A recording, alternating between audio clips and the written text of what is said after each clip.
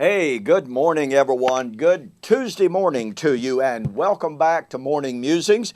My name is Don K. Preston. I am the president of Preterist Research Institute, and we are taking a look at argument number 16 made by Dr. David Hester in my formal public debate with him, July 14th and 15th, 2016, here in Ardmore, Oklahoma. Dr. Hester got up and gave 23 really rapid style arguments. And what is so significant about this is as I have urged you to carefully look, listen, watch his presentation. Ask yourself, what did Dr. David Hester prove? Now, he asserted everything, but he gave no exegesis. And what do I mean by that? Well, he would read a text like in Ephesians chapter 1. His argument on number 16 is that in Ephesians chapter 1, 19 and following, Paul said God had given Jesus a name above every name, not only in this age, but the age to come. And here's what David Hester assumed without proof. You have to understand the basic presupposition underlying Dr. David Hester's argument. Dr. David Hester assumes, and he stated several times without a syllable of proof, that the law of Moses, thus the Old Covenant age, passed away at the cross. It was nailed to the cross. Now, I challenged him to prove that over and over. He never even attempted to prove that. So Dr. David Hester assumes that the law of Moses, the age of Moses, passed away at the cross. On Pentecost, the Christian age was established. That became Paul's, quote, this age, unquote. Therefore, in Ephesians chapter 1, when Paul says God has given him, that is Christ, a name that is above every name, not only in this age, but in the age to come, that must be, as he says, another age subsequent to the current Christian age.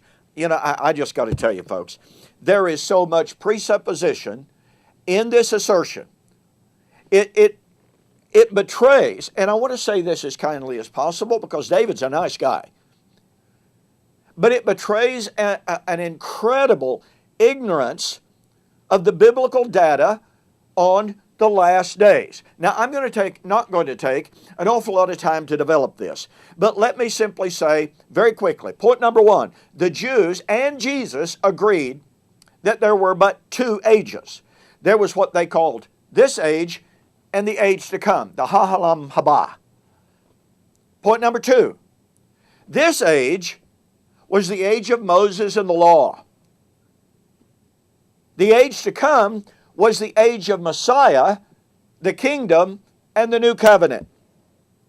Point number three, this age, the law, or the age of Moses and the law, was supposed to pass away. But catch the power of this final point. The age to come, the age of Messiah and the new covenant, would never end. Now, Dr. David Hester signed his proposition to affirm the end of time. And he means by that the end of the current Christian age. By that he means there is another age subsequent to coming after the end of the Christian age. Folks, look, the Christian age has no end. Matthew chapter 24, heaven and earth, the Old Covenant system, the Old Covenant temple, which they called heaven and earth, will pass away, but my word will never pass away. Daniel chapter 2, Daniel chapter 7, the kingdom of God would never be destroyed, never pass away. Luke chapter 1, 32 to 35, God shall give unto him, the king, the descent from David, the throne of his father David, and his kingdom, and of his rule and of his reign, there shall be no end. But you see, Dr. David Hester believes that at the second coming, the Christian age ends. Christ surrenders his throne. It was one of his arguments in the debate. And thus he argued that if Christ came in AD 70, Jesus is no longer ruling and reigning. Wait a minute, folks. again, you have to catch the power of this simple, biblical, undeniable fact of His kingdom, of His rule, of His reign.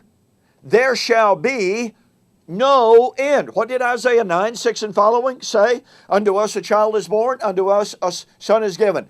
The government shall be upon His shoulders, and watch this, of the increase of His government there shall be no end.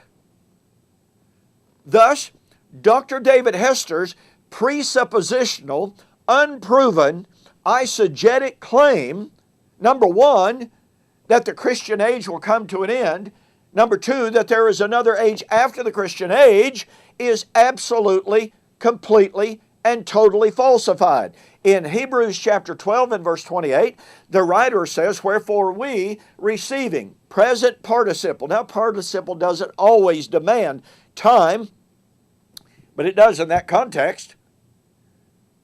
Wherefore we, receiving a kingdom that cannot be shaken. What does Dr. Hester believe? The current Christian age will be shaken. It will come to an end. Dr. David Hester has demonstrated in our debate that he simply does not understand the biblical view of the ages. I mean, after all, if the Christian age is this age, then the Christian age is, quote, this present age. Galatians chapter 1 verse 4, and Jesus actually died to redeem us from, quote, this present evil age, unquote. That's kind of problematic, isn't it?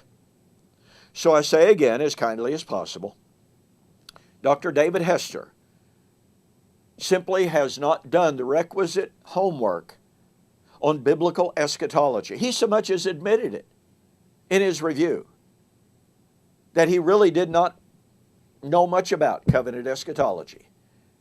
His doctrine of the ages demonstrates he told the truth on that. Look, if you want an in-depth study of the ages in the last days, and I'll have more to say about the ages in the last days in the next video, all right, on the flip side. But if you want a really excellent study of this age, the age to come, and the last days, get a copy of my book, The Last Days Identified. Go to my website, www.eschatology.org or donkpreston.com. Order the book. When you order it, include a note that says you saw the offer on YouTube or Facebook, and I'll refund your shipping. All right? Don't remember, on the flip side, we're going to talk about this age and the age to come as it relates to the last days, and an argument that I made no less than 4 times in the debate, about which Dr. David Hester said not one single word. We'll see you on the flip side.